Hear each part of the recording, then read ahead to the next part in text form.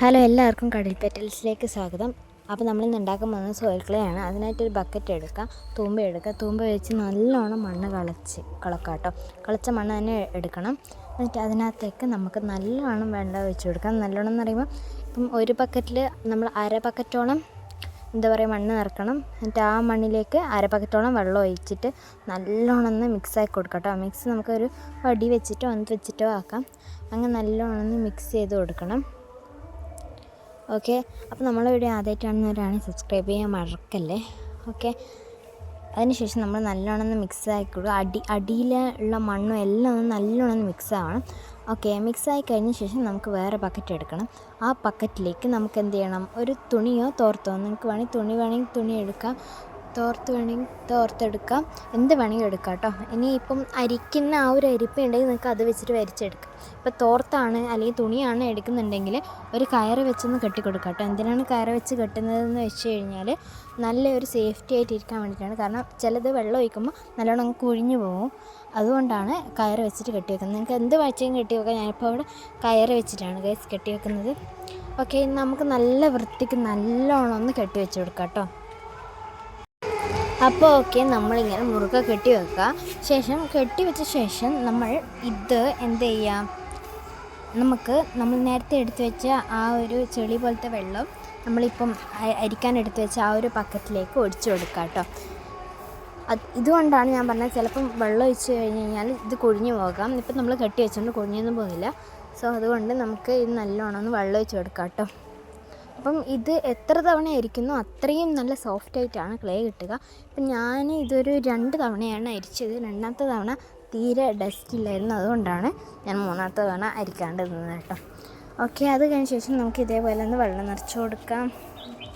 നല്ലോണം വെള്ളം ഇങ്ങനെ കെട്ടിക്കിടക്കുമ്പോൾ നമ്മളൊന്ന് കൈ കൊണ്ട് ഒന്നിങ്ങനെ ഇളക്കി കൊടുത്തു കഴിഞ്ഞാൽ നമുക്ക് കുറേ പൊടികളും കല്ലുകളും ചേറുകളും എല്ലാം കിട്ടും. അപ്പോൾ നമ്മൾ അതൊക്കെ എന്ത് ചെയ്യണം, വേറെ ഒരു ബക്കറ്റിലേക്കോ എങ്ങോട്ടെങ്കിലും മാറ്റി കൊടുക്കാം കേട്ടോ.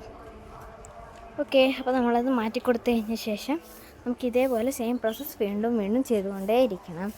അത് കഴിഞ്ഞ ശേഷം നമ്മൾ അരിച്ച് വെച്ച ആ ഒരു വെള്ളം നമ്മൾ കുറച്ച് സമയം റെസ്റ്റ് ചെയ്യാൻ വെക്കുക. കുറച്ച് സമയം റെസ്റ്റ് ചെയ്യാൻ വെക്കുമ്പോഴത്തേക്കും അതിനകത്ത് വെള്ളമൊക്കെ ഇങ്ങനെ പൊന്തിയിട്ടുണ്ടാവും. വെള്ളം പൊന്തിയിട്ട് അടിയിൽ ചെളിയായിട്ടുണ്ടാവും.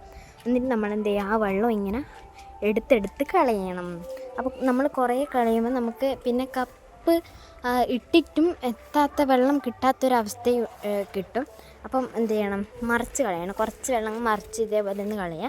ദെൻ ഇങ്ങനെ മറിച്ച് കളയുമ്പോഴത്തേക്കും നമുക്ക് അടിയിൽ ചെളി മാത്രമായിട്ട് കിട്ടും. എന്നുവെച്ചാൽ എന്ത് ചെയ്യുക, നമ്മൾ ഒരു നല്ലൊരു തോർത്ത് നിലത്ത് വിരിച്ചിട്ട് ഈ ചെളി എന്ത് ചെയ്യണം, അങ്ങോട്ടേക്ക് ആ തോർത്തിലേക്ക് പരത്തി കൊടുക്കുക. ഓക്കെ, അങ്ങനെ പരത്തി നമുക്കൊന്ന് സെറ്റാക്കി കൊടുക്കാം.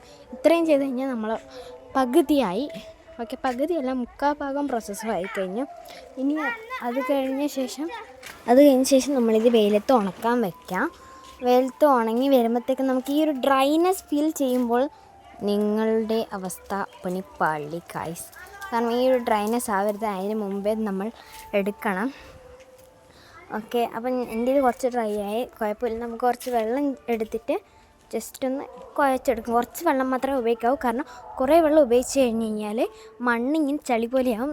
സോ അതുകൊണ്ട് നമ്മളിപ്പോൾ ഒരു പ്ലാസ്റ്റിക് കവറിലാണ് ചുരുട്ടി വെക്കുന്നത്. ക്ലേ കഴിഞ്ഞാൽ നമ്മൾ പ്ലാസ്റ്റിക് കവറിലാണ് ചുരുട്ടി വെക്കുക. സോ പ്ലാസ്റ്റിക് കവറിൽ ചുരുട്ടി വെക്കുമ്പോൾ എയറൊന്നും കയറില്ല. അപ്പോൾ ആ വെള്ളം അങ്ങനെ ഉണ്ടാവും. അപ്പോൾ അവിടെ ചെടി പോലത്തെ സംഭവങ്ങൾ മുളച്ചതിന് ചാൻസ് ഉണ്ടാവും. അതുകൊണ്ടാണ് നമ്മൾ ഈ വെള്ളം അധികം യൂസ് ചെയ്യേണ്ടതെന്ന് പറഞ്ഞു. ഇനി വെള്ളം യൂസ് ചെയ്തിട്ട് നമ്മൾ കുറച്ച് കൂടി പോയിട്ടുണ്ടെങ്കിൽ നമ്മൾ അതേപോലെ ജസ്റ്റ് 2-3 മിനിറ്റ് വെയിലത്ത് വയ്ക്കാം.